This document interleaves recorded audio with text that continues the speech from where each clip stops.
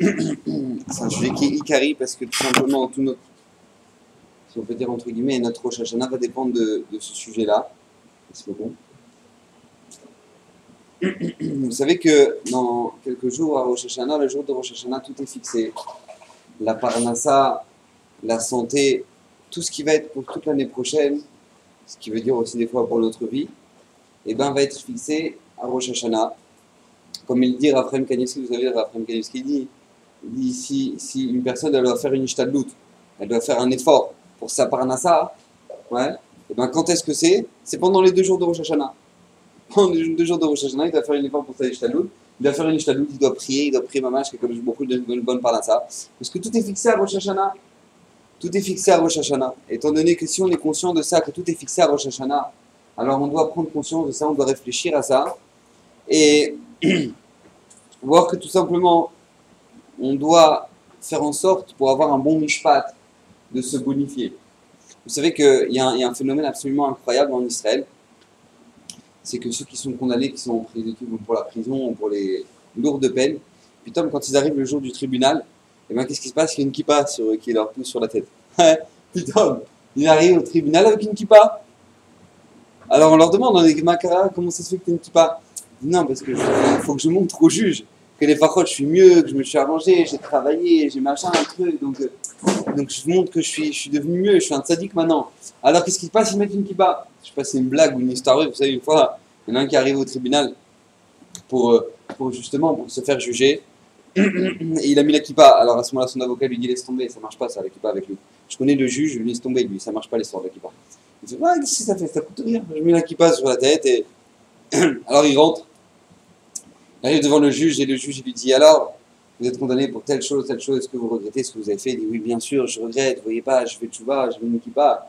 Tiens, maman, je suis en train de dire de tchouva grave et je regrette vraiment ce que j'ai fait profondément. Il lui dit dis-moi, si t'as vraiment fait tchouva, c'était quoi la paracha de ce Shabbat? Alors à ce moment-là, lui reste bête, ouais, il dit c'est bon, tu peux ranger ta kippa. Ouais. Pourquoi? Parce que tout simplement, c'est un phénomène qui est incroyable, c'est que tout simplement, quand on arrive dans une situation où on va se faire juger, où la personne elle se fait juger, alors à ce moment-là, on veut être meilleur, on veut être bon, on veut arriver devant le mishpat, on veut être bon, on a envie de montrer combien on est bon, combien on est top. Alors c'est ce qu'on doit essayer de faire pendant ces derniers jours-là qui nous restent avant le jour du Yom Hadin. Alors vous savez que comment Akadosh Baruch Hu juge le jour de Rosh Hashanah, personne ne sait. Personne ne sait. Akadosh Baruch Hu, on passe devant lui, et malheureusement, des gens qui étaient parmi nous l'année dernière, et ben à l'heure d'aujourd'hui, vous pouvez aller les rendre visite au Bet Akvarot. Quand est-ce que ça a été quand est-ce que le Ksardin a été décrété à Rosh Hashanah? Comment Kadosh Baruch Hu juge nos mitzvot, juge nos averot? On ne sait pas. Vous savez qu'il y a doua, et il n'y a pas le srar des mitzvot et le srar des averot. On ne connaît pas la punition des averot, on ne connaît pas le mérite des mitzvot, comme c'était marqué la paracha la semaine dernière. C'est marqué quoi, la mitzvah de Shiloh Haken, qui est kalash et bakalot, nous disent le Midrash. La mitzvah très simple, qu'il suffit juste de faire partir la mer pour prendre les oisillons. Et bien cette mitzvah-là, elle vaut autant que c'est le srar, il est marqué comme la mitzvah qui est chamour chez Bachamurot, nous dit le Midrash. C'est quoi chamour chez Bachamurot? Kibud avahem, le respect des parents. Une mitzvah qu'on ne s'arrête jamais de faire et que même après la mort des parents, on continue à la faire à travers le Kaddish. C'est une mitzvah qui ne s'arrête jamais et dans les deux, c'est marqué les manita vlar ve'arirta yamim, pour que ce soit bien pour toi et que tu prolongeras tes jours. A priori, c'est les deux seuls mitzvot et c'est les deux mitzvot qui sont opposés. La Torah ne nous donne jamais le srar des mitzvot. Vous savez pourquoi? Parce que tout simplement, ça dépend de nous. Ça dépend de nous. C'est à nous de fixer l'importance qu'on donne à une mitzvah. Et c'est à nous de fixer l'importance qu'on donne à une avéra. Quand tu as fini une bonne soirée, ouais, ce que tu appelles une bonne soirée, et que tu as dragué 3 filles, et que tu finis avec leur Facebook, leur compte Facebook, et que tu as leur numéro de téléphone, tu finis, tu dis « Ah, j'ai passé une bonne soirée ». Alors cette simcha-là que tu es en train de ressentir parce que tu as une bonne soirée, et ben plus tu as de simcha dans une avéra, plus la avéra elle est chamoura. Ce qu'on raconte qu'au moment où il y a eu le Chet Hagel, au moment où il y a eu la faute du veau d'or, et que Moshe Rabbeinu il est descendu du Har Sinaï, et qu'à ce moment-là il a lâché les louchot. Pourquoi il a lâché les louchot? On avait déjà posé la question plusieurs fois. Mimanachar, si jamais maintenant tu sais déjà qu'ils ont fauté, alors tu emmènes les louchot avec toi, alors ne les casse pas. Et si jamais maintenant tu les casses, pourquoi tu les casses? Laisse-les là-haut, ou casse-les là-haut. Mais pourquoi là maintenant? Ah, une fois que tu les as vus, tu casses les louchot. Réponse des Mefarshim, parce qu'Hachem, Moshe Rabbeinu savait qu'ils avaient fauté. Mais à partir du moment où ils ont vu qu'ils étaient bessimcha, ils étaient bessimcha dans la faute, c'était trop chamour, c'était trop grave. Donc on ne sait pas le srar des mitzvot, on ne sait pas le onej des averot. Quelqu'un, une petite mitzvah qu'on peut faire bessimcha et comme il se doit, et ben cette petite mitzvah là, elle peut valoir des millions. Comme il dit le Rambam, ça n'existe pas, tu as fait 200 mitzvot et tu as fait 150 averot.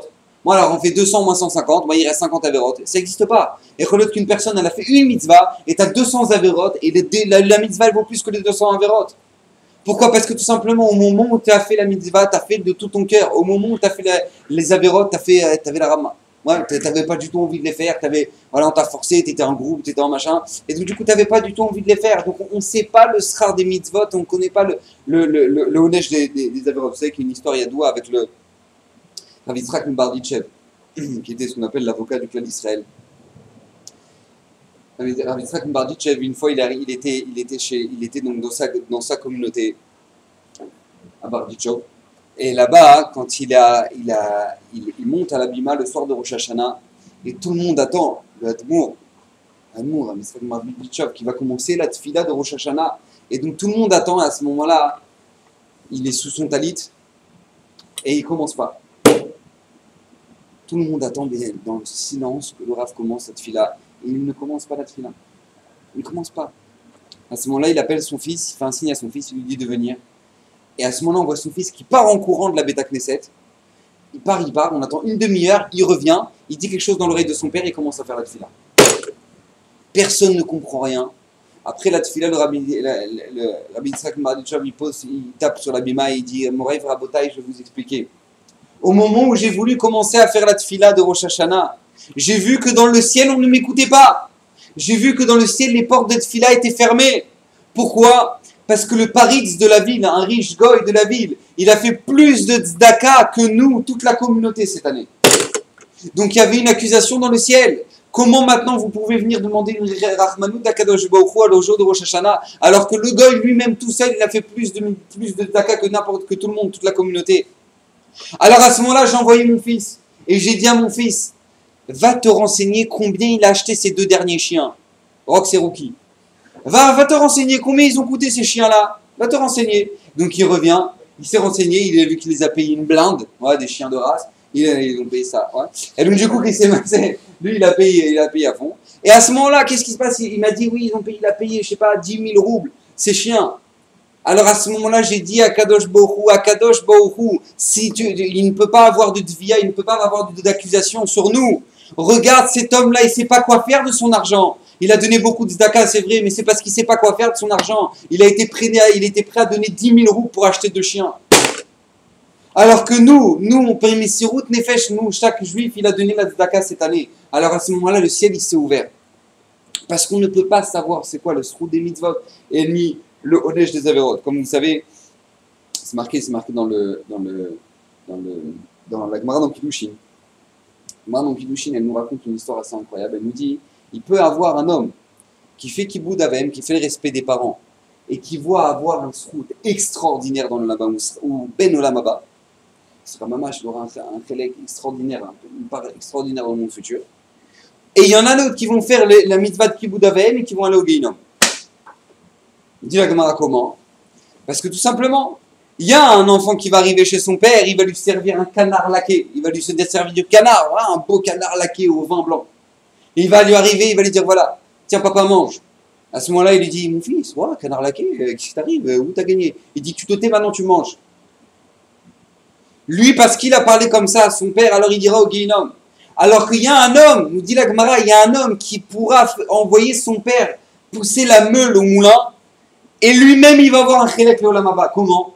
Parce que tout simplement son père, il est parti travailler dehors dans les routes, et il travaillait dans la chaleur, etc.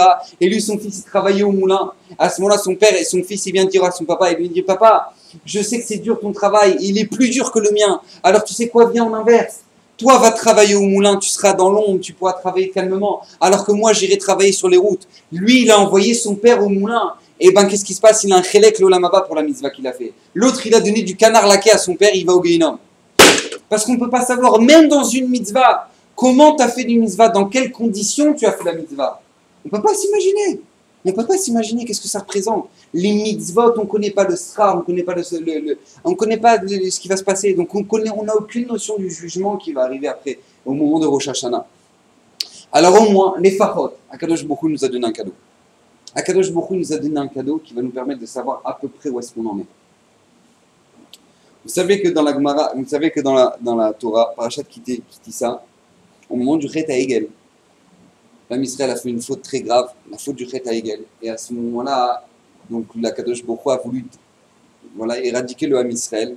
Au moment où Akadosh Baruch Hu a voulu éradiquer le clan Israël, Moshe Rabbeinu a été notre avocat. Et au moment où il est dans notre avocat pendant 40 jours, alors Akadosh Baruch Hu va lui donner un Yisod. Il va lui dire tout simplement, je vais te montrer comment il faut faire lorsque le Ham Israël faute, lorsque le clan Israël faute, comment il faut faire pour avoir la miséricorde divine. Akadosh Baruch Hu va lui donner un cadeau à Moshe Rabbeinu. Et c'est marqué comme ça, Vayavor Hashem al panav veikra. Et c'est ce qu'on dit, c'est les 13 attributs qu'on répète tous les ans, qu'on répète tous les jours, même pour les Sfaradim, dans la Tfila, particulièrement pendant les Slichot, le jour de Yom Kippour, les Sfaradim disent 26 fois, Vayavor, Midat Arachamim, le Shem Havaya. Mais c'est marqué, Vayomer Hashem al panav veikra. Hashem, Ken Rachum Vechanun, Erech Hapaim Verav Chesed, Vehemet Notse Chesed, La'alafim Nose Avon Pashe Vechata Venake.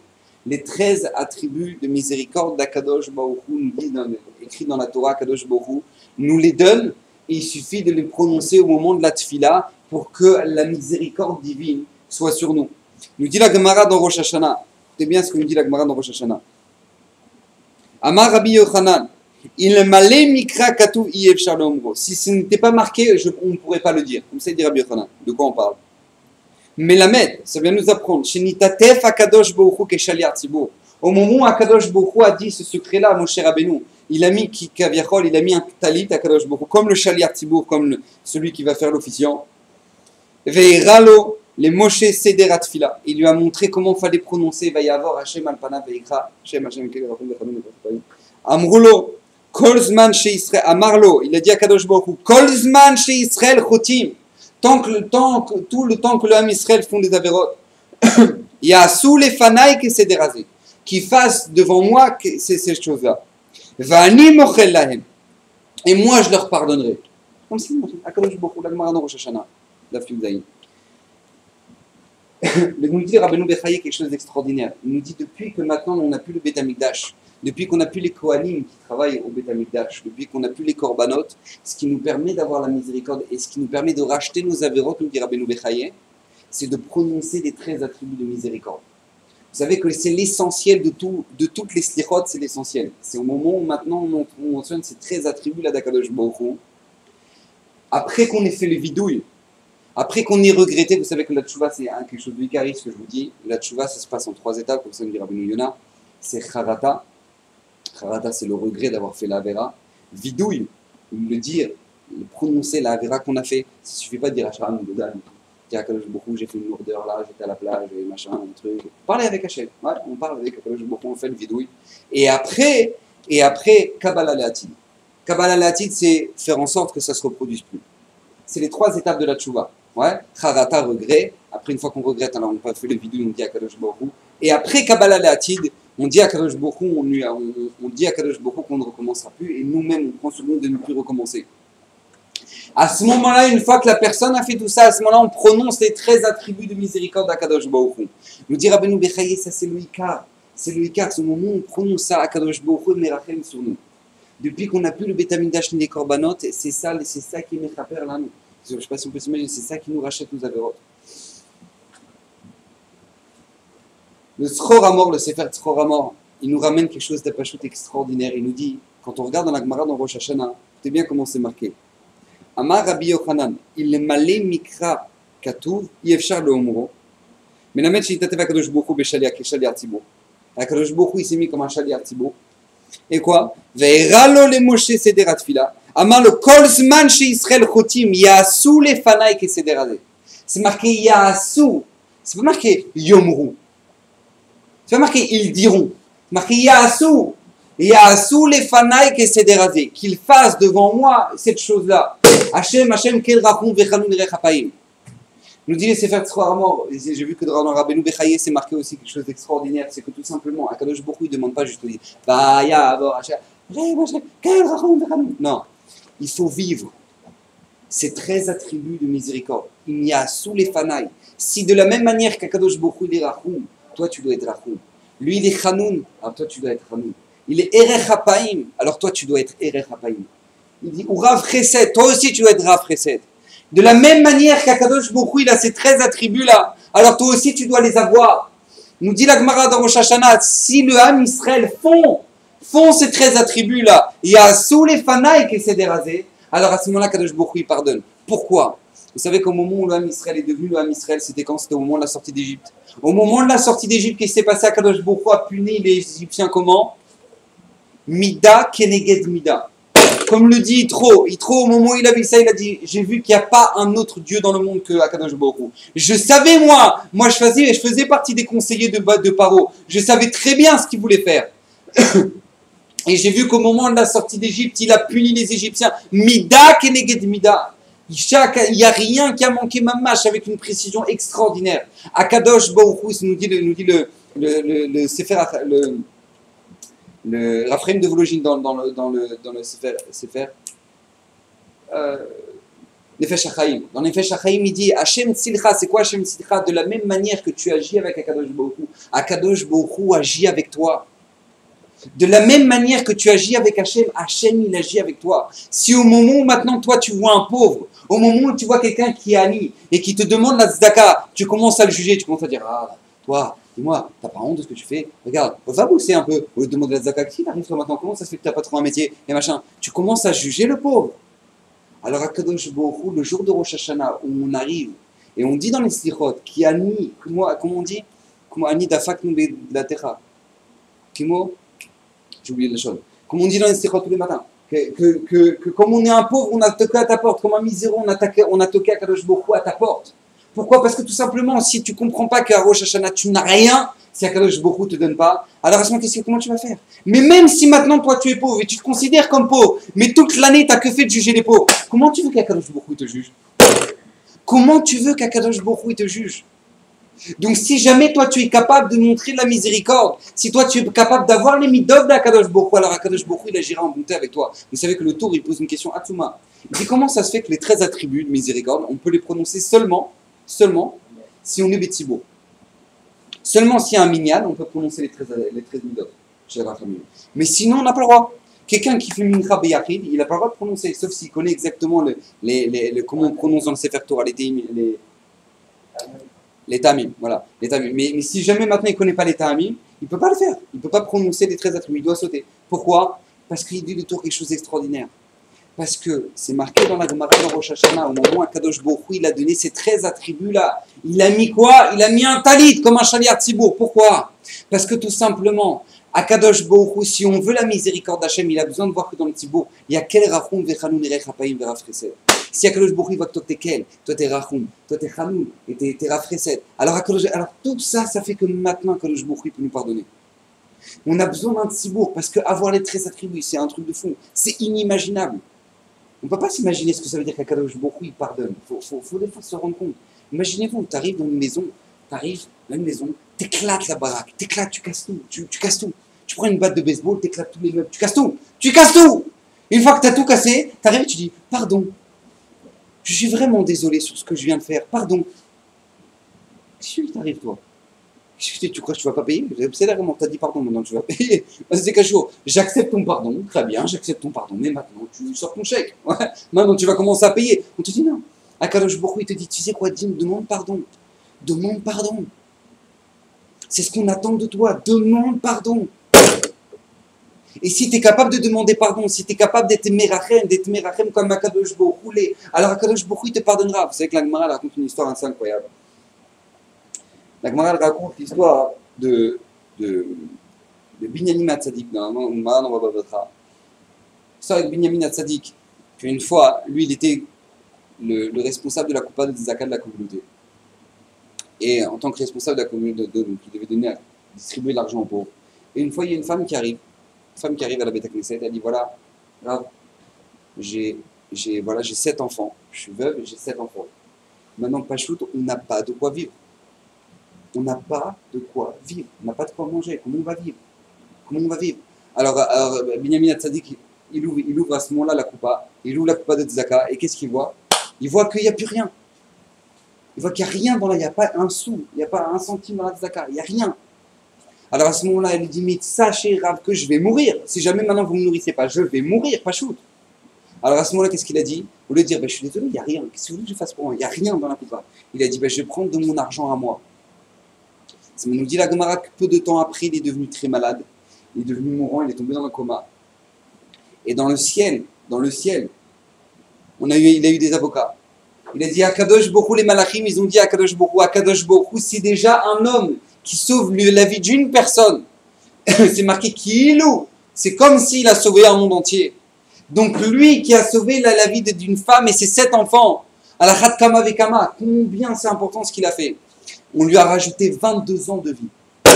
Imaginez, 22 ans de vie à Binyamin Hatzadik qu'on lui a rajouté. Pourquoi? Parce que tout simplement, il a eu la capacité d'être rachem, d'être mirachem sur cette femme-là et donner de son argent à lui.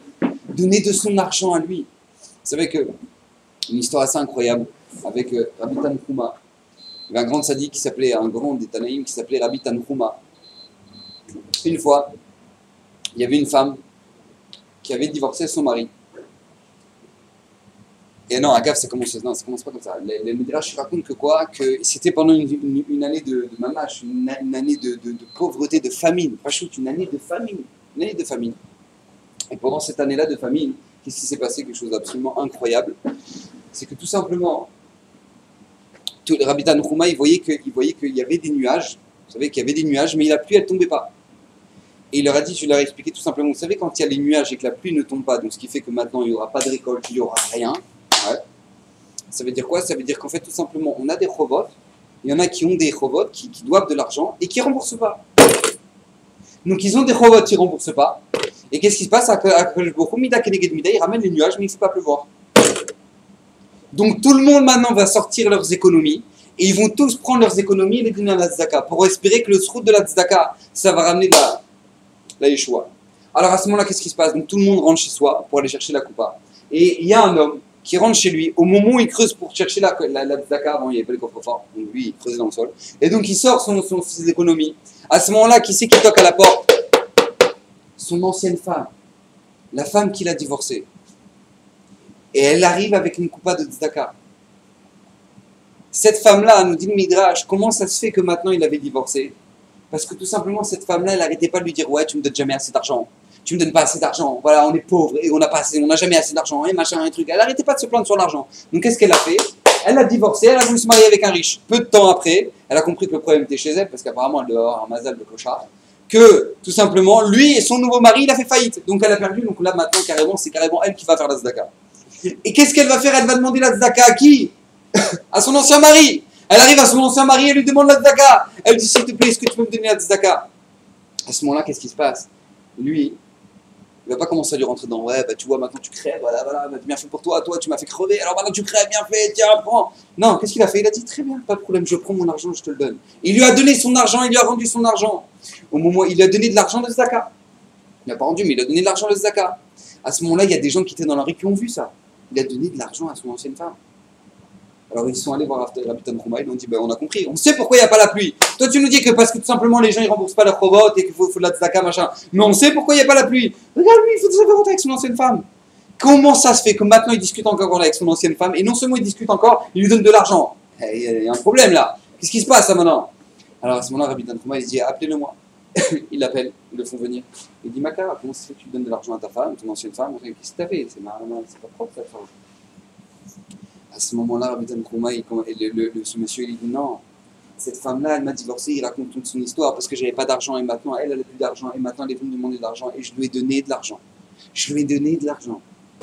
À ce moment-là, écoutez bien, Rabbi Tanhuma, il lève les yeux au ciel, il dit à Akadosh Baruch Hu, Ribono Shel-Olam, si déjà il y a des juifs ici qui sont capables de ne pas avoir aucune kpeda, des gens qui sont de chair et de sang, qui sont vicieux, qui sont les êtres humains, et lui, il est capable de ne pas lui en vouloir et lui donner la tzedaka pour qu'elle puisse continuer à vivre et d'avoir la miséricorde sur elle. Alors toi, Kadosh Baruch Hu, je t'en supplie, fais venir la pluie. À ce moment-là, les nuages sont arrivés, la pluie elle est tombée.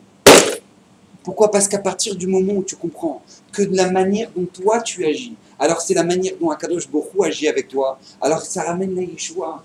À partir du moment où maintenant toi tu es miséricordieux, toi tu es gentil, toi tu es bon, alors Akadosh Baruch Hu il sera bon.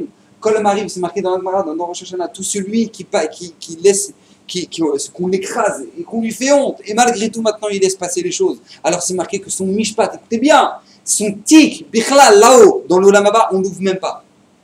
On l'ouvre même pas. On l'ouvre même pas. On le regarde même pas. Parce que lui, quand il lui arrive des souffrances, il est capable d'être mochel, il est capable de laisser passer, il comprend que ça vient d'Akadosh Baruch Hu. Alors lui, à ce moment-là, quand il arrive à Rosh Hashanah, il a un tic spécial. Lui, on ne le passe pas dans le shpat. Lui, on ne le regarde même pas, on ne le calcule même pas, Rabotai. Parce que tout simplement, à partir du moment où toi, tu es capable d'avoir ces midotes-là, alors Akadosh Baruch Hu, il les aura avec toi. Hachem, il les aura avec toi.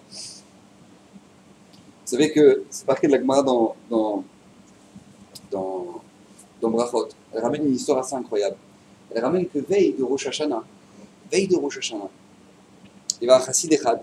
Chassid echad de la Gemara, quand la Gemara dit chassid echad, c'est pas Level Shreimer. Ouais, c'est un chassid, ça veut dire que dans Bedarga, dans Uchaniut, c'est un niveau extraordinaire. Maaseh bechassid echad, Erev Rosh Hashanah, Beshanat Batsoret, comme ça nous dit la Gemara. Ouais. Il y a une histoire avec un chassid, veille de Rosh Hashanah, pendant une année de famille. Une année de famille. Donc lui, il avait économisé de l'argent, il avait gagné de l'argent. Il avait économisé, il ne lui restait plus qu'une pièce, hein, je ne sais pas quoi. Et à ce moment-là, il entend qu'une femme toquait à la porte. Elle demande, voilà, c'est la misère, j'ai pas de quoi manger. Alors lui, il répond, ben moi aussi, tu sais, si t'as pas de quoi manger, moi non plus, j'aurais pas de quoi manger. Alors il dit, oui, mais moi, sache que maintenant, si tu me donnes pas, j'ai pas de quoi manger. Bichlal. J'ai rien. Toi, tu as une économie, mais moi, j'ai rien. Rien. On ne peut pas s'imaginer ce que ça veut dire que quoi, la famine. Nous, on arrive, on va à Yesh, on a les rayons remplis, mais c'est low human. C'est comme si maintenant, Yesh, il ferme les portes. Il dit, qu'est-ce que vous voulez que je veux dire? On n'a rien à vendre. On n'a rien à vendre. Les gens, ils ne savaient même pas où chercher à manger. Il faut comprendre c'est quoi la famine. Ils mangeaient de l'herbe, les gens. Ils ne savaient pas quoi manger, pas shoot. Alors, Maaseh bechassid echad. Donc lui, qu'est-ce qu'il fait? Il dit, elle n'a rien à manger, la pauvre. Alors il va chercher ses économies, sa dernière pièce pour faire passer les fêtes. Ouais, pour Rosh Hashanah, Kippour. Pour passer les fêtes, pour pouvoir acheter de quoi manger. Il donne sa dernière pièce à cette femme-là. À ce moment-là, sa femme, quand elle entend ça, elle ouvre la coupa. Elle voit, il n'y a plus la pièce. Qu'est-ce qui se passe? On nous a volé de l'argent? Elle dit non, pas du tout, non. C'est parce qu'il y a une femme qui est venue, une pauvre, une Ania, elle est venue demander. Alors à ce moment-là, elle le déchire. Elle lui dit quoi? Mais t'es un malade ou quoi?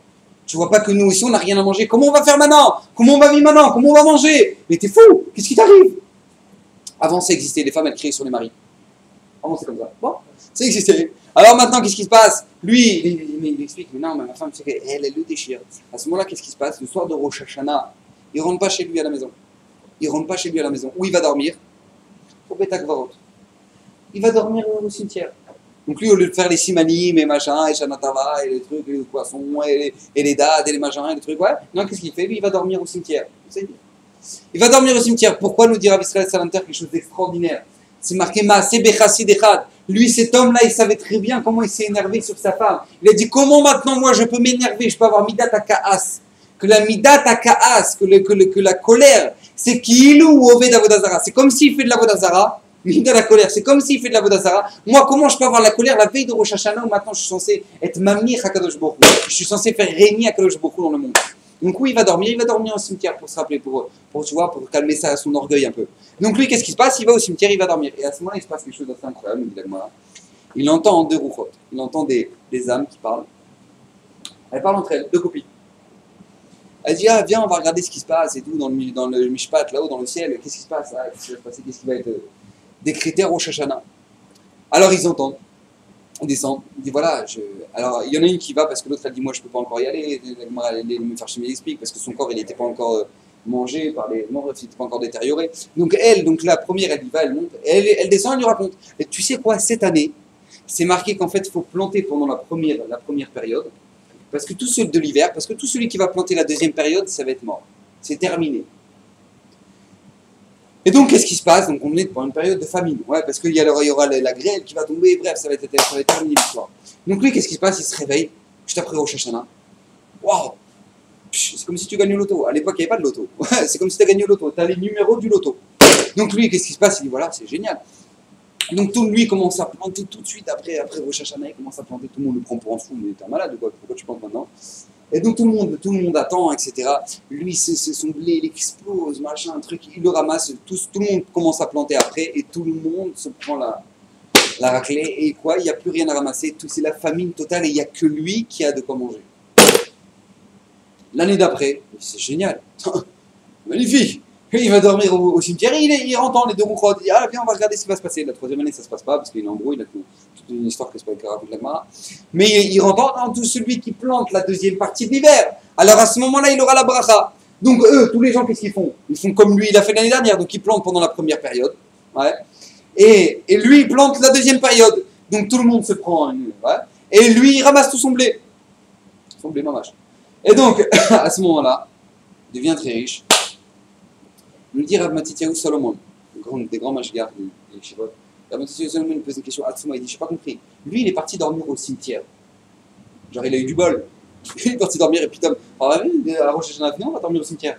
Ça vous intéresse? On va dormir au cimetière. Tu as le numéro du loto. Voilà, tu as entendu, je t'ai roupote, que tu as entendu des chamottes qui parlent, ils disent voilà, sache que le numéro du loto c'est 26, 39, truc, machin. C'est génial, elle est magnifique, quoi. Tu sais que tu as gagné le loto, Qu'est-ce qui se passe? Non. Comment ça se fait que lui ça lui est arrivé et personne ne s'est arrivé? La réponse, elle est extraordinaire. C'est Mida Keneged Mida.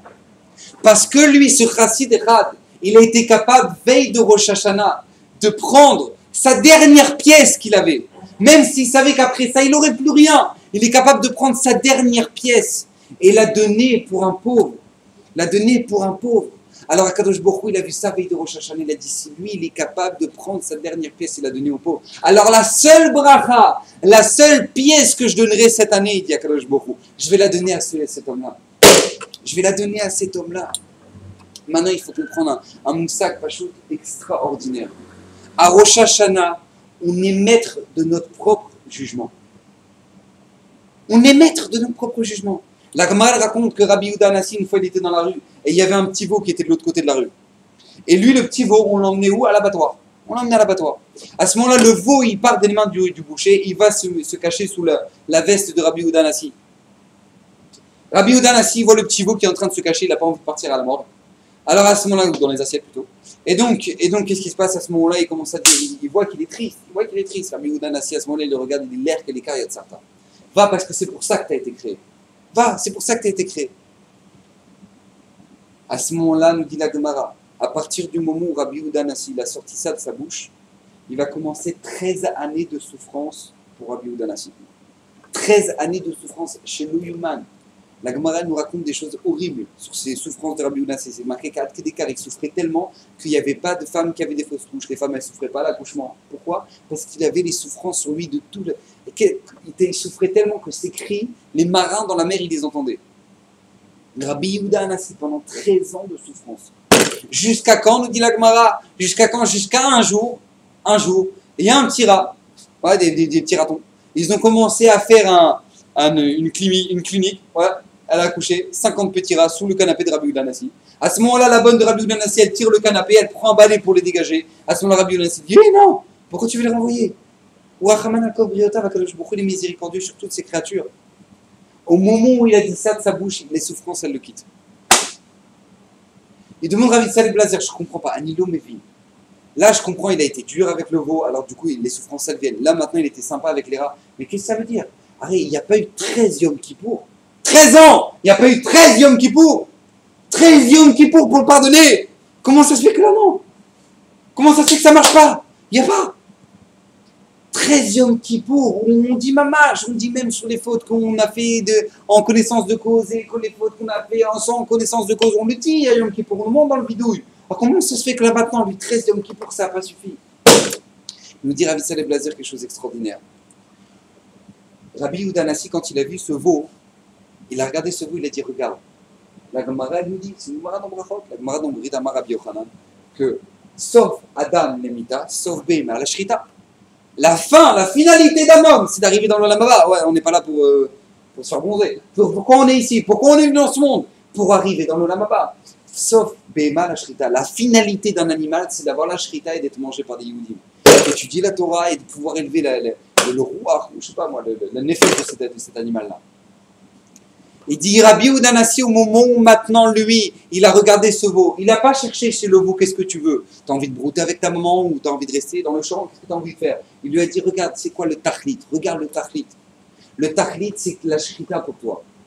Alors à ce moment-là, Mina Shamaïm, on a vu, si toi maintenant tu juges l'autre et tu lui dis que le tachlit, c'est la shrita pour toi, c'est le tachlit, c'est le but, c'est la shrita pour un animal, alors sache que toi, en tant que tzaddik, le mieux, le top pour le tzaddikim, pour le olam haba, c'est les souffrances.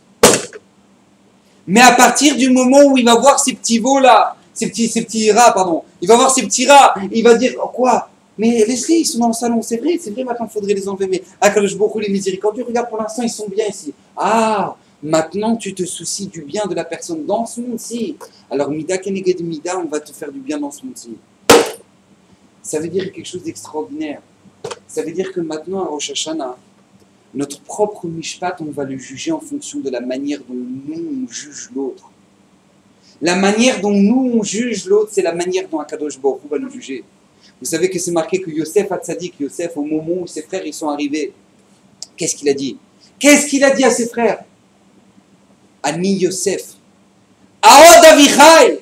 Est-ce que mon père il vit encore? Ani Yosef, je suis Yosef. Aod Avichai. Ils disent, mais Farshim, qu'est-ce que ça change? Il ne sait pas que son père il est mort. Il ne sait pas que son père il est vivant. Pourquoi il ne sait pas? À chaque fois ils arrivent, ils disent, oui, alors voilà, notre père, il voudrait du blé. Notre père, il ne veut pas que Binyamin vienne avec ici. Notre père, ils n'arrêtent pas de parler de leur père.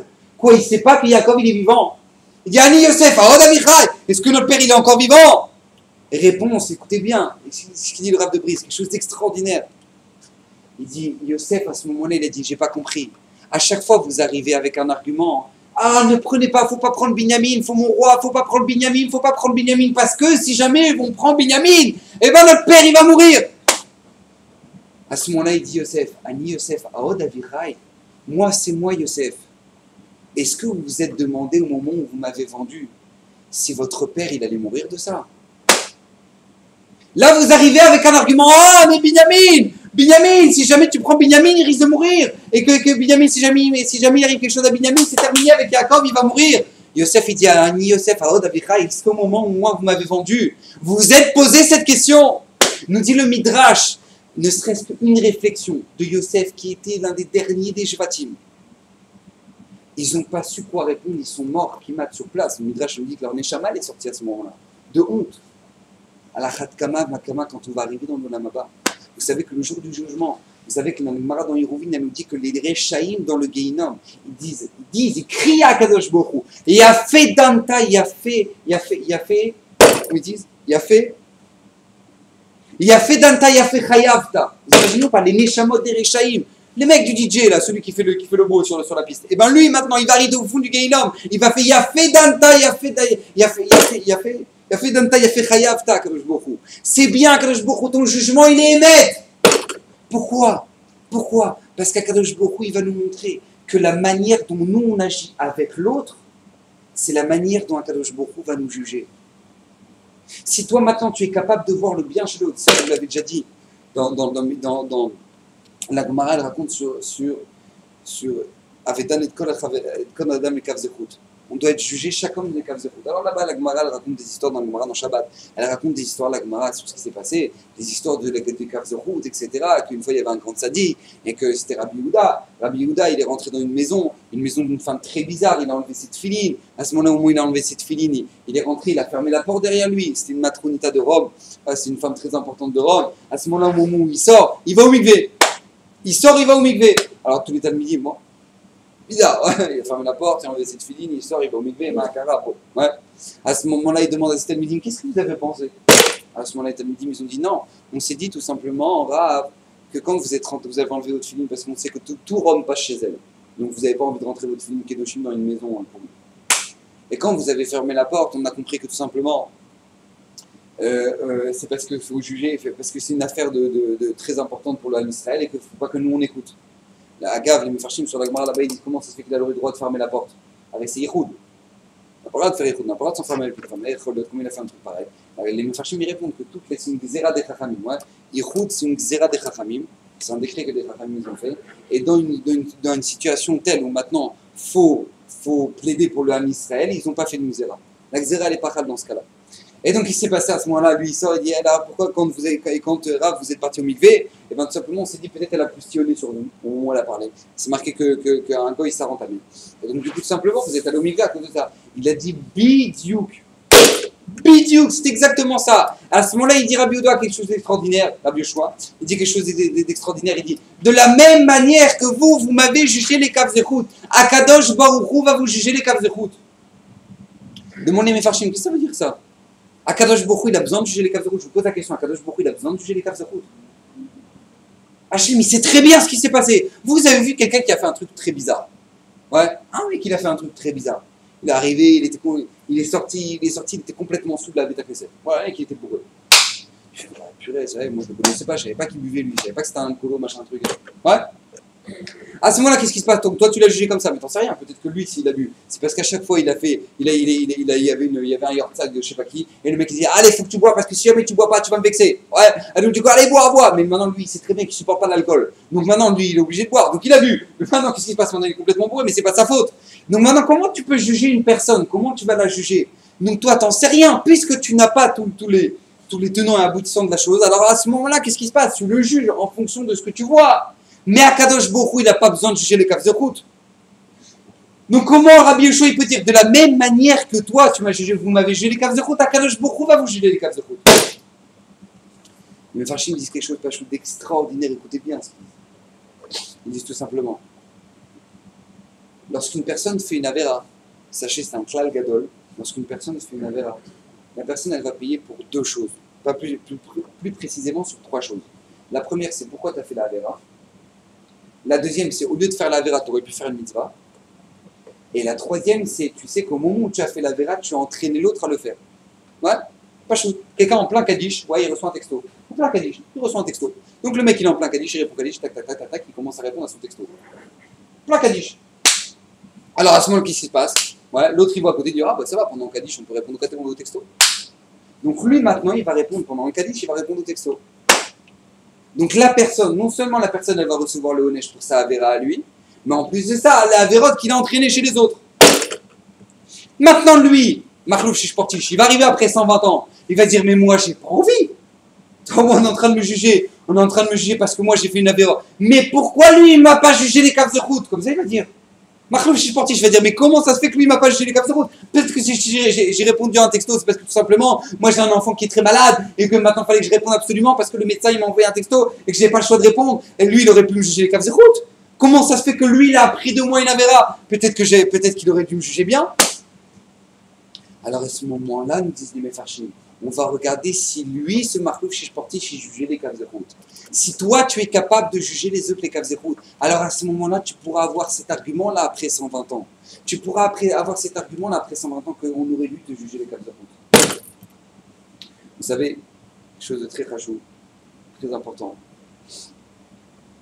La Gemara nous raconte dans Yoma, il y avait un grand sadique qui s'appelait Rav. Et Rav, veille de Rosh Hashanah, il est parti, il y avait un boucher dans la ville qui a manqué beaucoup de respect à Rav. C'est très rameau, manquer de respect à des Talmidei Chachamim, c'est une autre rameau. Et donc, puisqu'il a beaucoup manqué de respect à Rav, alors qu'est-ce qui s'est passé? Rav, il a décidé, il voyait qu'il ne venait pas lui demander pardon.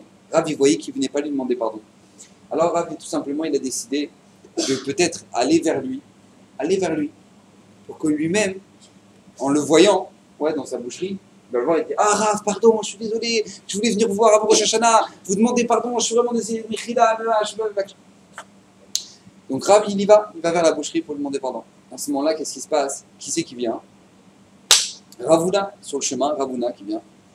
À ce moment-là, Ravuna, il lui pose la question à Rav, il dit Rav, qu'est-ce que tu vas faire? Il lui dit, tout simplement, le boucher, j'ai un problème, etc. Donc je vais peut-être en sorte que si je m'approche de chez lui, il va vouloir s'excuser.